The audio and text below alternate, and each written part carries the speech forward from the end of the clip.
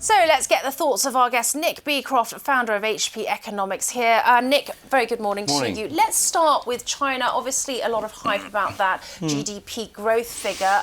Definitely a drop there. But we are seeing some data on the flip side to that out of China, which actually isn't looking that bad, right? No, exactly. And I think we've been very sanguine about fears over China for a while. They have so much ammunition at their disposal, whether it's fiscal or monetary or the reserves, and the willingness to use those and the ability to use those.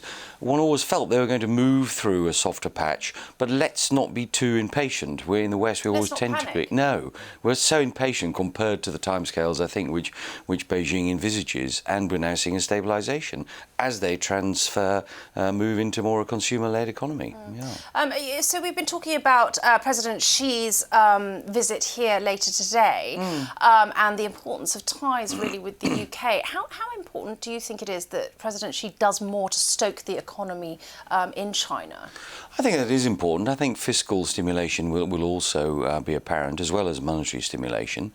That's going to continue. There's a long process. If you were to ask him and his colleagues how long it'll take to rebalance the economy to consumer-led growth as opposed to export and investment-led growth, maybe 10 years. That's why we have to be patient and see these things play out.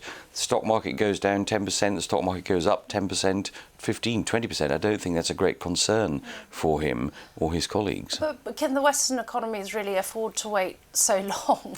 Well, our patience cycles is one thing, but can we really wait? Our cycles, our patience, and our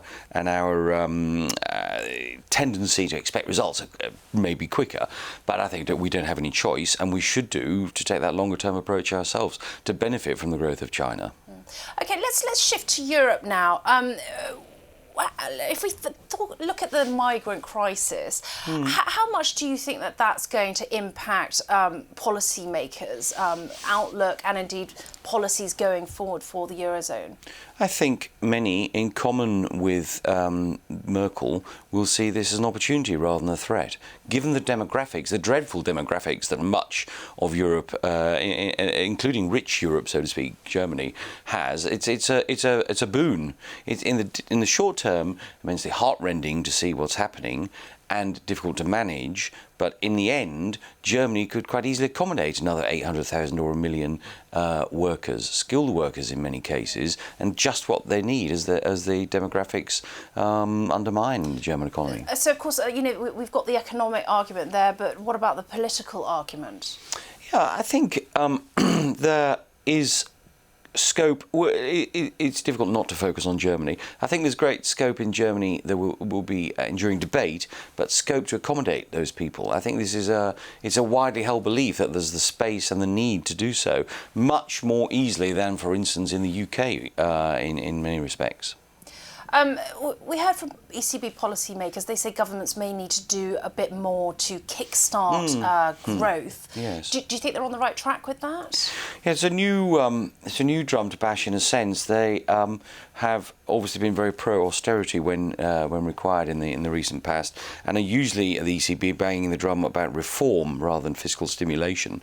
I think there is a desperate feeling that they're coming to the end of their utility and efficacy in terms of stimulating the economy. Although I don't think they're done. I don't think anything's going to happen this week, but in maybe at the next meeting we may see some more accommodation. But they want to be helped in that endeavour by fiscal stimulation. So what sort of accommodation do you think we could see in it? I think a deepening and an increase in the volume of the monthly purchases under QE. I think that could be slightly less difficult to get through the governing council. Germany, Holland, Finland may be more willing to see the monthly amount increase to, let's say, 80 or 100 billion per month than there would be in certainly an open-ended extension of the policy. And you could see another cut in the deposit rate as well to underline effectiveness. OK, Nick, we'll leave it there. Pleasure as always. You're welcome.